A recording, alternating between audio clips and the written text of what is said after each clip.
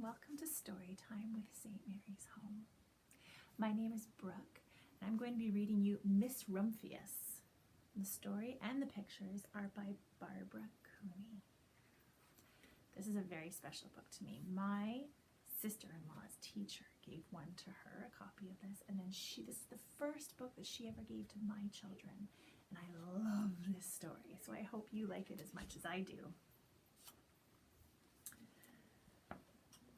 The Lupin Lady lives in a small house overlooking the sea.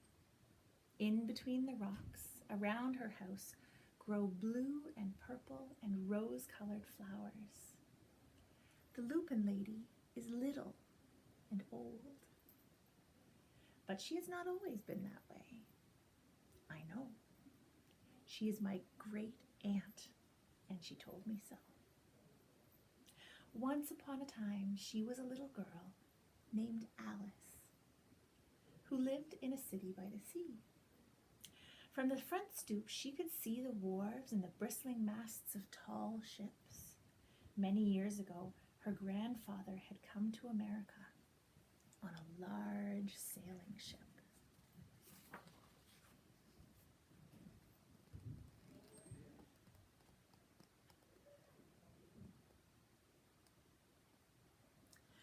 Now, he worked in the shop at the bottom of the house, making figureheads for the prows of ships and carving Indians out of wood to put in front of cigar stores.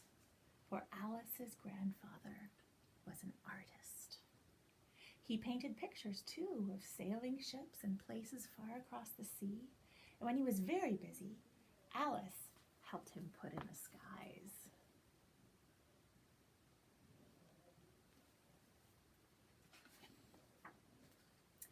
In the evening, Alice sat on her grandfather's knee and listened to his stories of faraway places. When he had finished, Alice would say, "When I grow up, I too will go to faraway places, and when I grow old, I too will live beside the sea." "That is all very well, little Alice," said her grandfather, "but there is a third thing you must do." "What is that?" asked Alice. "You must do something to make the world more beautiful," said her grandfather. "All right," said Alice, but she did not know what that could be.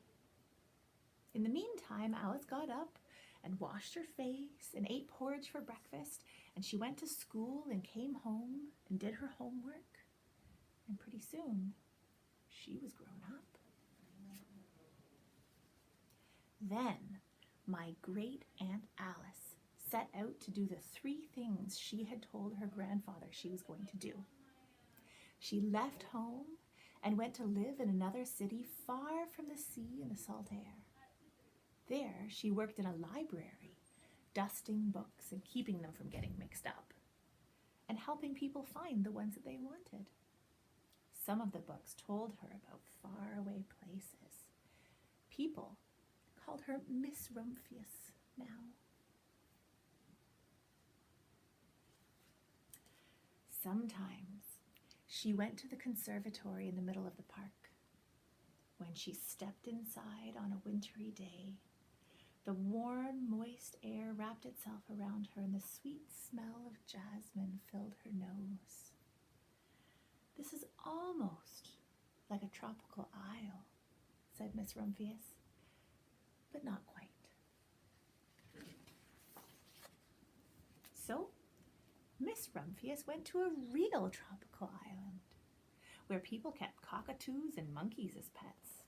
She walked on long beaches picking up beautiful shells. One day she met the Bapa Raja, the king of a fishing village. "You must be tired," he said. "Come into my house and rest." So Miss Rumphius went in and met the Bapa Raja's wife. The Bapa Raja himself fetched a green coconut and cut a slice off the top so that Miss Rumphius could drink the coconut water inside. Before she left, the Bapa Raja gave her a beautiful mother-of-pearl shell on which he had painted a bird of paradise and the words, "You will always remain in my heart." "You will always remain in mine too," said Miss Rumphius.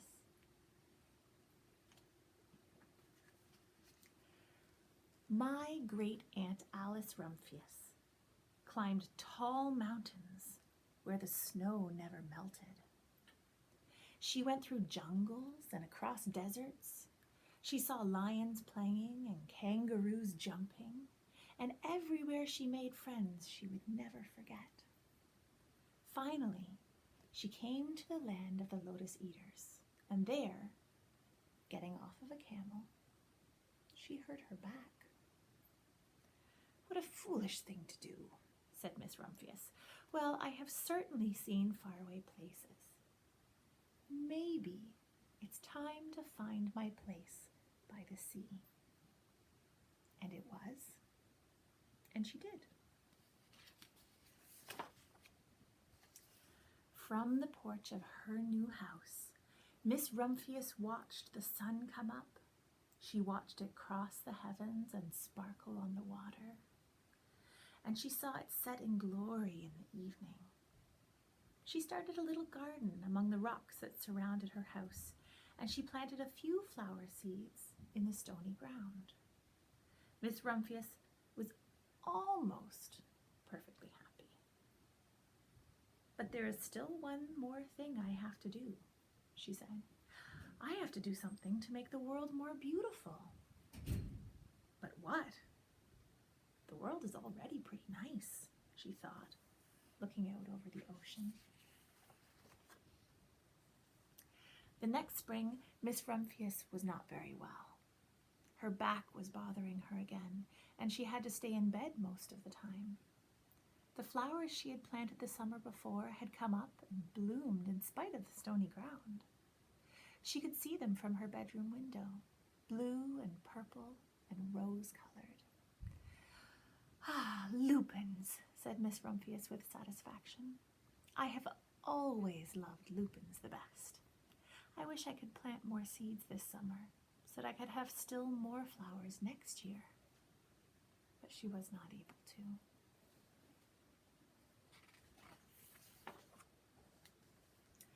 After a hard winter, spring came.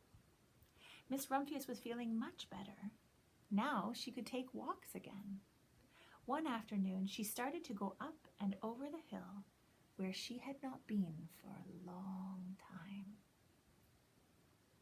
I don't believe my eyes, she cried when she got to the top, for there, on the other side of the hill, was a large patch of blue and purple and rose-colored lupins. It was the wind, she said as she knelt in delight. It was the wind that brought the seeds from my garden here, and the birds must have helped. And then Miss Rumphius had a wonderful idea. She hurried home and got out her seed catalogues. She sent off to the very best seed house for 5 bushels of lupin seeds. All that summer, Miss Rumphius, her pockets full of seeds, wandered over fields and headlands, sowing lupins. She scattered seeds along the highways and down the country lanes. She flung handfuls of them around the schoolhouse and in back of the church. She tossed them into hollows and along stone walls. Her back didn't hurt her anymore at all. Now some people called her that crazy old lady.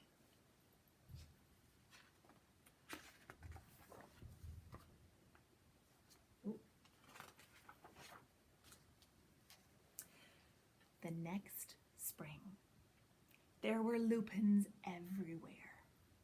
Fields and hillsides were covered with blue and purple and rose-colored flowers. They bloomed along the highways and down the lanes. Bright patches lay around the schoolhouse and in back of the church. Down the hollows and along the stone walls grew the beautiful flowers. Miss Rumphius had done the third, the most difficult thing of all.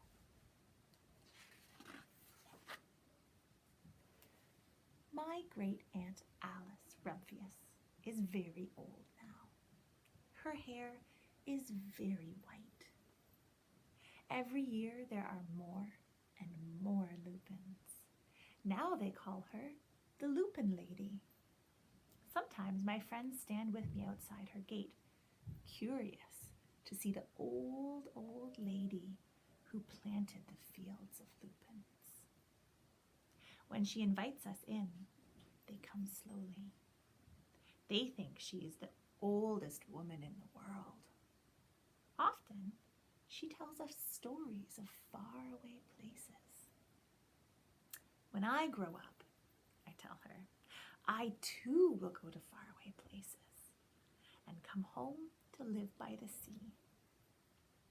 That is all very well, little Alice, says my aunt, but there is a third thing you must do.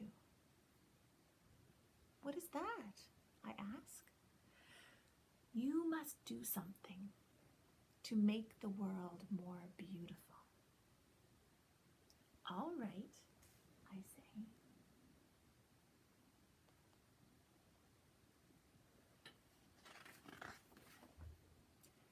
But I do not know yet what that can be.